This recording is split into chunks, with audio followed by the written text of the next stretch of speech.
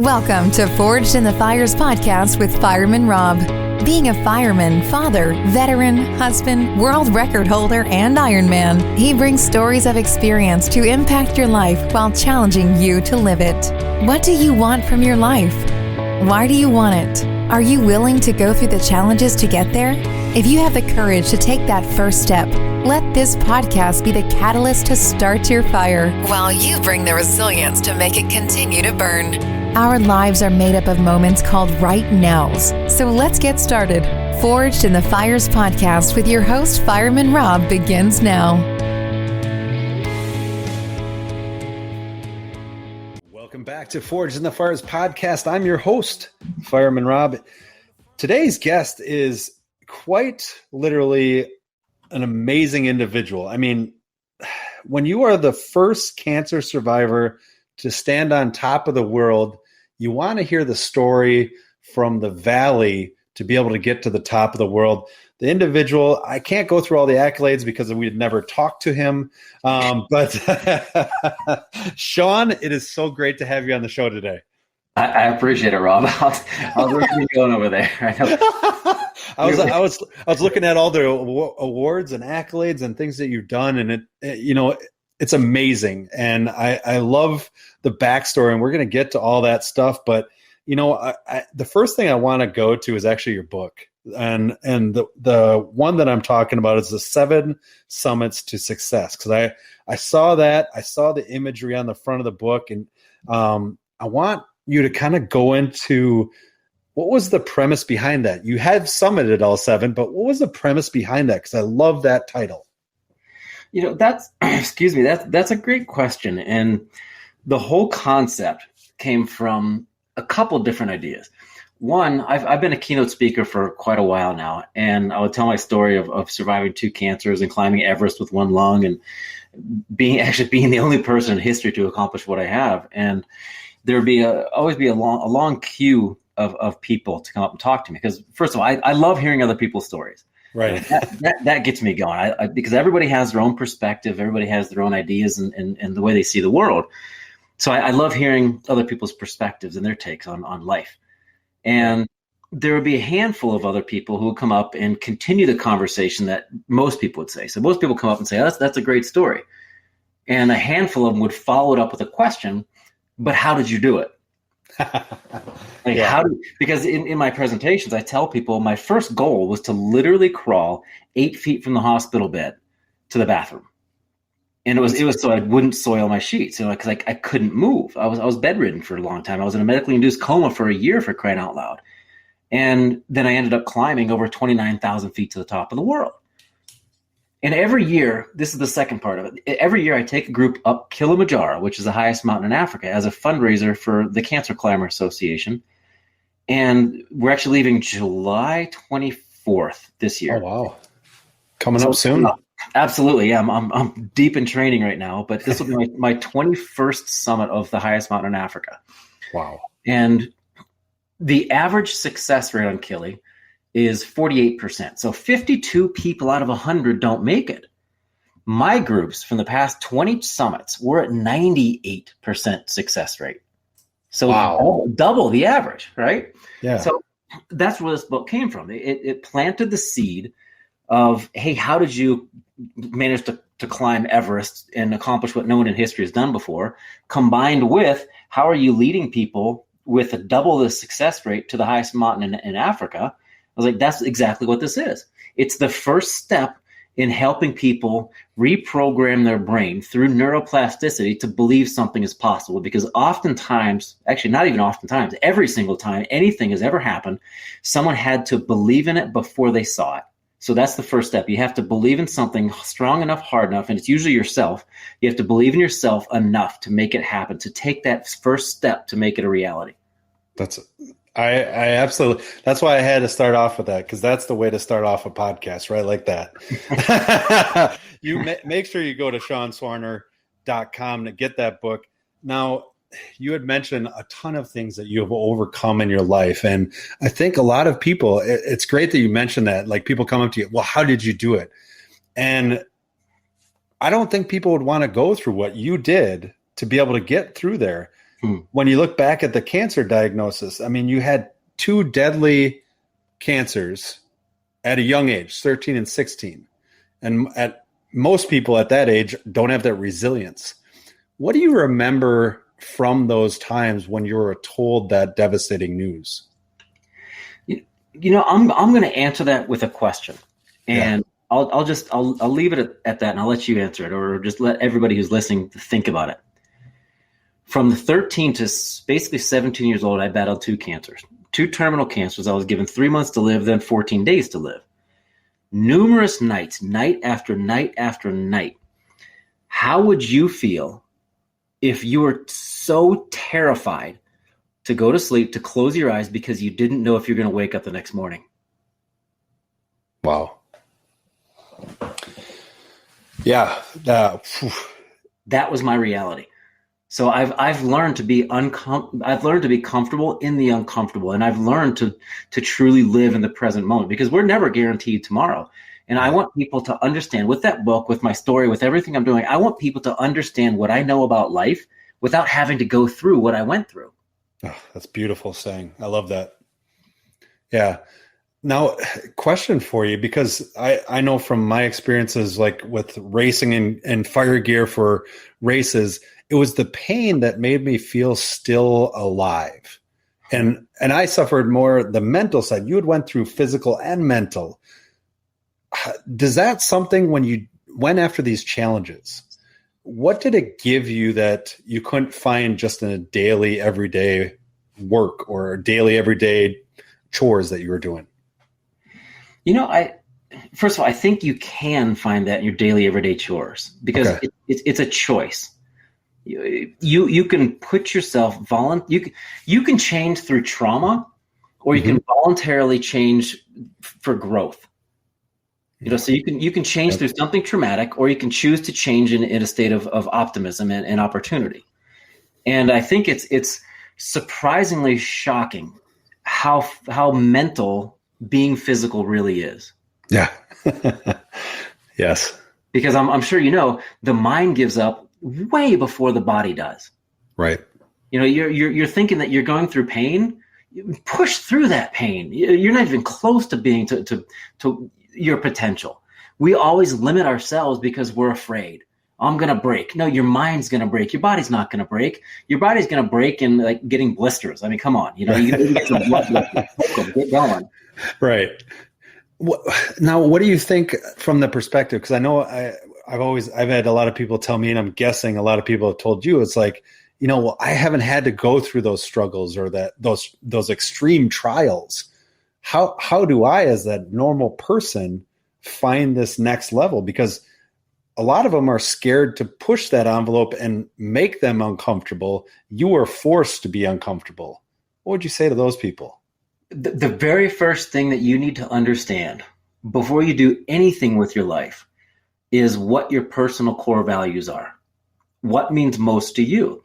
Because if you're chasing after someone else's goals because you don't know who you are, you're going to get lost in the mix. You're going to go after these dreams and goals that aren't even yours, that mean nothing to you. So once you understand what your personal core values are and how you're actually living those personal core values, there you can then see what matters most to you and where you can start focusing most of your energy and attention. So everybody, no matter what you're going through, it can be the actual physical Mount Everest, or for someone who's having a hard time, maybe their Everest is getting out of depression, crawling off the couch and walking around the block. It doesn't matter. Everybody's challenges are real to them. So the only difference between, a guy who's climbed the highest mountain in every continent, skied to both poles, completed the Hawaii Ironman after 2 terminal cancers, the only difference between me and somebody else, I might have a warmer jacket. Wow. I love that. What kind of jacket? No. They actually, and I don't know who might be offended by this, but they say that when you're climbing Everest, the most difficult part is actually through a 6-inch summit suit trying to find a 3-inch penis to go to the bathroom. Oh, that is that is the problem. If that's the biggest challenge, I agree. I agree. That was classic. That's a classic line. I don't think I could ever say that one again, but I hope you do that in your speeches, because that's a challenge that a lot of people cannot overcome. And I appreciate that, being the fire service. That's the kind of humor we have. Now, you have another book too. That was your first book. I love it's called Keep Climbing. And I love the fact, like the first part, it says, Sean isn't just a cancer survivor. I love that perspective, because a lot of people identify with their traumas. A lot of people identify with the things that have went wrong in their life, instead of saying, yes, that's a part of it, but this is truly who I am. How did you get to that point, and how can other people kind of mimic what you have done to be able to do that in their lives? Well, there's also a film on Amazon called True North, the Sean Swarner story, where they follow me up to the North Pole, and there's a line in there where, if you see it, you'll know what I'm talking about. There's a guy who has what we call a snot sickle. So he has this nice thing dripping down. It's frozen to his face, and he's on camera saying, up here, people refer to Sean as a cancer survivor, a champion. But up here, out in the wilderness, where you're thousands of miles away from everything in 80 below temperatures, he's an explorer. He's an adventurer. Oh, yeah. And I think you can define yourself however you want to be defined. Years and years for a while there, I thought that cancer defined who I was. And kind of tongue in cheek now, I say that, cancer didn't have me. I had cancer. Oh, that's a great way to put it. Yeah. But for the longest time, I saw that a 6-letter word. Don't count on me to count that. I was banking on that you had it.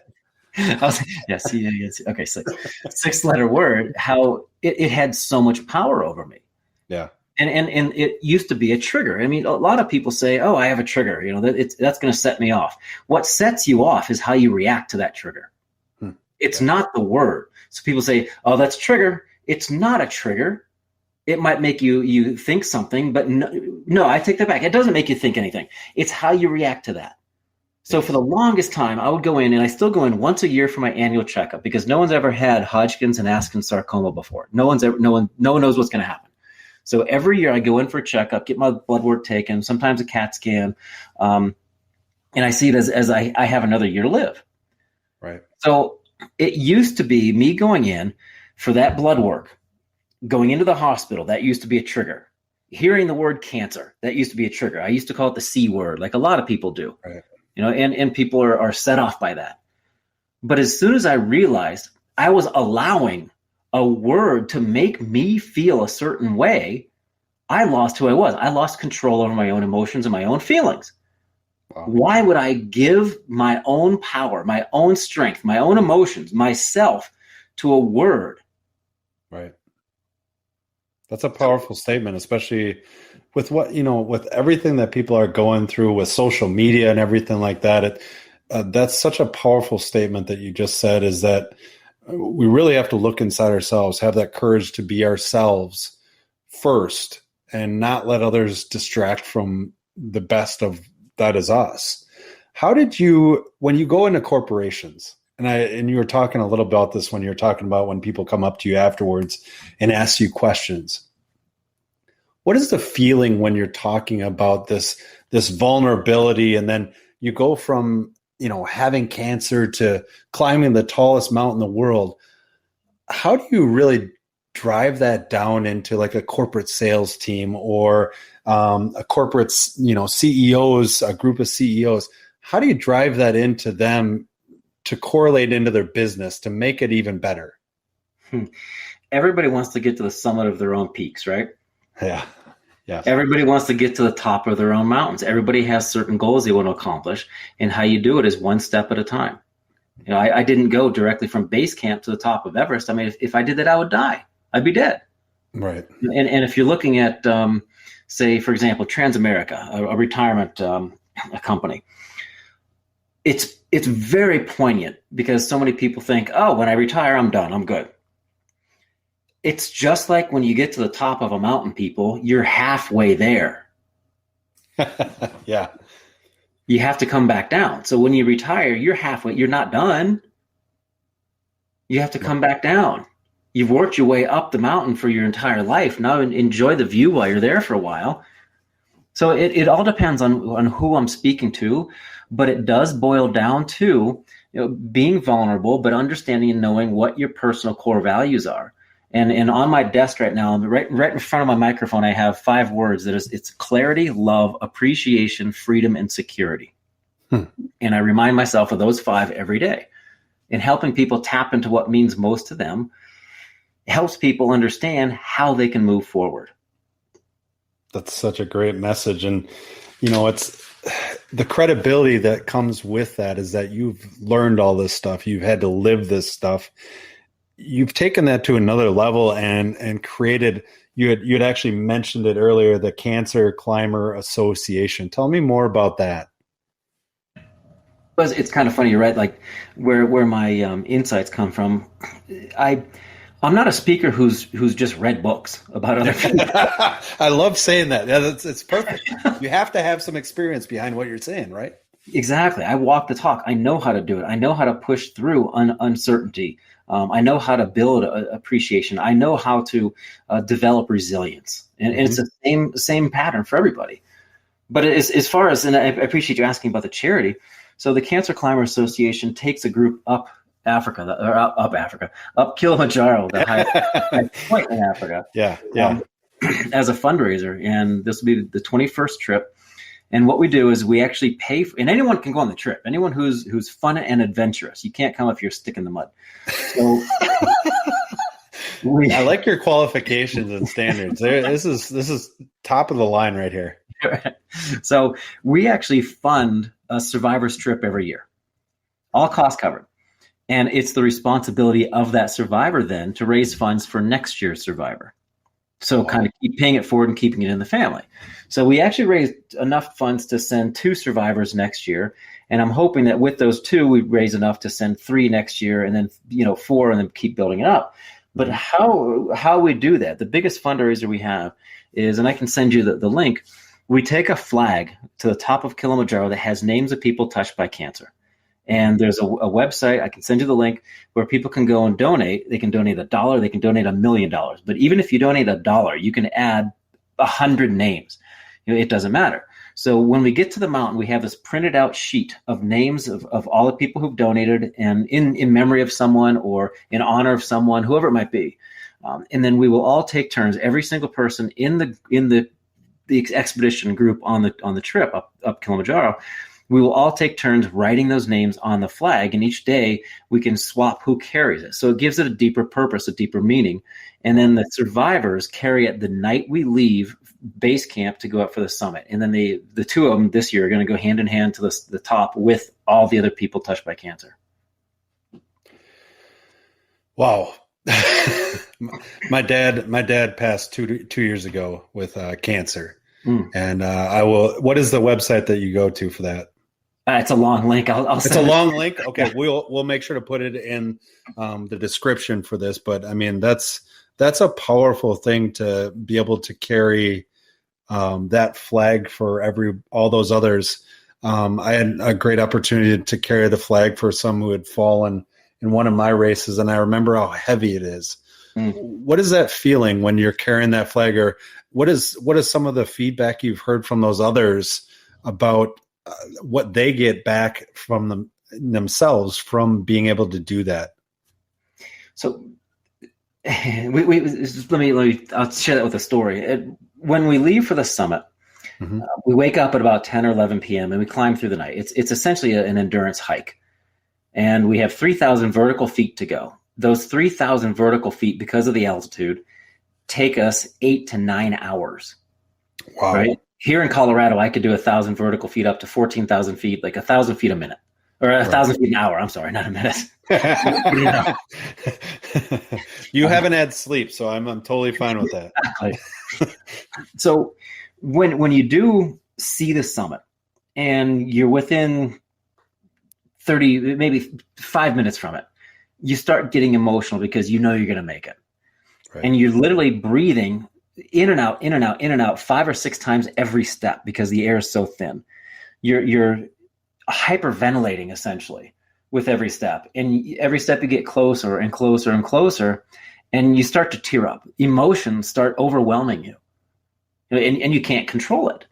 And it usually hits me in the middle of the night because I'm a huge believer in the vivid visualization. So I picture myself on top, and when I start to shiver in the middle of the night, I just picture everybody making it up there. So every single person up there is incredibly emotional. And one of the biggest joys I get out of it is seeing people cry. And I mean that in the best way possible. Right. It hits them on such an emotional level. I don't care who you are. You could be a 13-year-old boy who we took up there, a 70-year-old man who we took up there once, or a guy who was in the active duty Marines. He was crying. He was supposed to be this tough dude, and I saw him crying, and he covered it up actually by tearing up. He goes, "It's such a long way down." Sure it is. But seeing the change in everyone when they get up there is just, it's unbelievable. I mean, people say, there are inspirational speakers, motivational speakers, but there's nothing more powerful than actually empowering someone, because then you change their life. And that's what Kilimanjaro does. That's amazing. And one of the awards that you got, and I had to mention this because it's just a powerful award, that ESPN Never Give Up award. They didn't have anybody else apply that year. No, that's a bunch of horse. I'm sorry, but that that award, and I don't know if a lot of people know, but Jim Valvano, Right. Amazing individual who just said never give up moving, never give up trying. And just like you said, he's not going to let cancer define who he was or who he is. And when he passed, they have this award. What did it mean when you were called up? Because there's a lot of people that are put in for this award. And what did it mean when you got that? Well, it was actually, I believe it was through Duke University. And at the time, it was Duke University and the Content of Our Character project. So it was intertwined with those guys, and it wasn't on ESPN yet. So when I got the award, it was actually through, I think, an email, or somebody called me. So it was just, there's no trophy, there's no paperwork. It was just an email, because I think it was at the beginning of when that started happening. Right. We started giving those awards out. But at the time, I was flattered. Looking back at it now, I'm even more honored for it. And I think of all the other people who have battled through cancer as well. And in fact, another award was, I received an award with Archbishop Desmond Tutu, and he's the Nobel Peace Prize winner from South Africa. Amazing guy. And I forget the award, Spirit of Life Foundation. That's what it was. Right. And it was in Georgetown University. And I remember getting up on stage and accepting this award, but I said that I could not accept it unless everybody else who'd been affected by cancer in the room stood up and accepted it with me. And on behalf of everybody else touched by cancer, it was our collective gratitude that we could accept the award. So he stood up, his daughter stood up, everyone was in tears. That is cool. When you, it's not just about you, it's about everybody else. And you said with the flag that you've carried of the fallen, and it was heavy. I use those names for inspiration and motivation. I see them carrying me most of the time. Yes. So true. And you have countless awards, and I think you said it perfectly. And it's one of those things, is that those awards help to inspire other people to do greater things. You're an amazing individual. And where can people go? Again, make sure to get the website in here, SeanSwarner.com. They can get your books on there. They can find out more about you. As far as the association, we'll actually put that in the lower part of our the notes for this.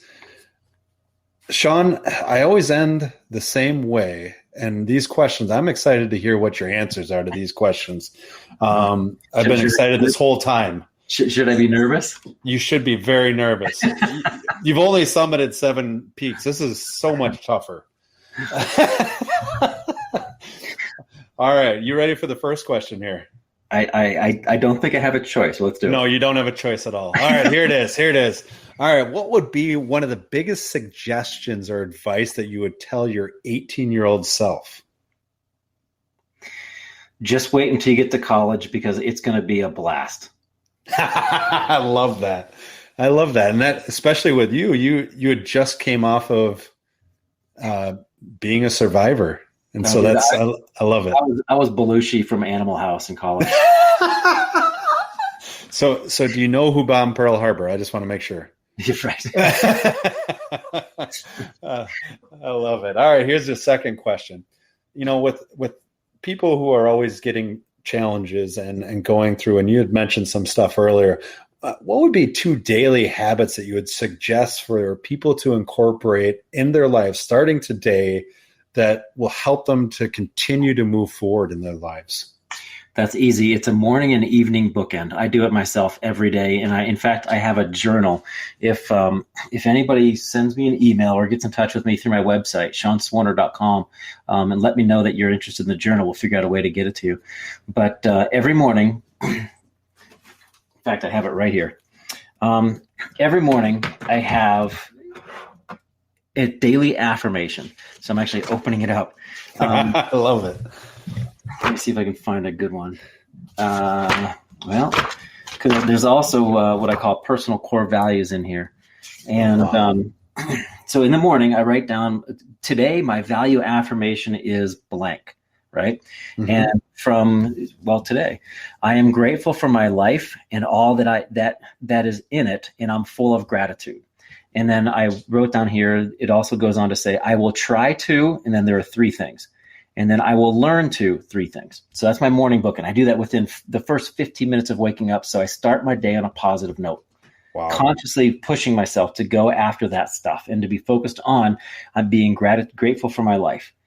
And whatever gratitude you want to put, you know, there are so many other things. Here we go. Here's another one from yesterday. I am focused on my mental health. By taking care of me, I can give more to others. Huh. That's so powerful. And then the evening bookend, right before I go to bed, I am grateful for blank that happened today. And here are 5 spots. So I write down 3 things that happened today, or 5 things that happened today, or that I'm grateful for. And then at the end, I journal about one of them. From the above, I am most grateful for blank because blank. And the important part there is because that reason, because then it helps you tap into your personal core values, what means most to you, and why that one thing that happened that day actually meant something to you, that changed your life. So essentially, you're bookending your day on a positive note in the morning and a positive note in the evening.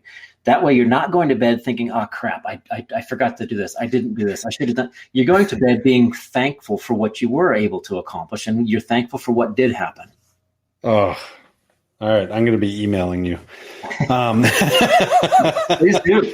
I love it. I think that's such a positive thing to do and such a needed thing to do. All right. This last one is going to be interesting. We get it all over the board. So, all right. If you had a chance to have coffee with 3 individuals, they can be deceased or alive, at a firehouse table. So in other words, you can ask them anything and they have to answer it. Who would they be and why? Huh. I can't believe I stumped you. Einstein, Jesus, and my grandpa. Wow. Now that's a pair. That's 3 that. Now tell me why your grandpa. Because he passed away when he was 95 years old. My grandma's going to be 99 in October. So amazing people. They've seen so much in their lives. And he passed away when I was actually in Africa, going up the mountain. I found out about it, and I lost it. He was like a father to me. Wow. And there were just so many things that he saw in his life. And I remember being in a car once, just him and I. He was probably, I don't know, mid-80s, and I was, I don't even remember. But we were at a stop sign waiting for him to go, and we started talking about religion. And I asked him, well, Grandpa, what do you think about God? And he sat there for a while, and He was obviously focused on the road, and he just looked at me at the stop sign and he said, "God is love. Love is God." So I'd love to hear more about that, and just to spend, another 5 minutes with him. Right. No, I agree. That's an amazing thing. Well, Sean, I greatly appreciate your time, and definitely I know the listeners greatly got a lot of value out of what you said. Make sure you go to SeanSwarner.com to find out more, get his book, find out more. If you're a company, you need to get him up on stage to make sure that you guys can optimize your potential in this new year. Sean, thank you so much again for joining us. Rob, my pleasure, man. Thank you. Thanks for listening and supporting the Forged in the Fires podcast with Fireman Rob. Remember, don't forget to like and subscribe to this podcast, and please share this episode with a friend or family. To find out more about Fireman Rob or reach out about a question, go to www.firemanrob.com. Until next time, live your life forged in the fires.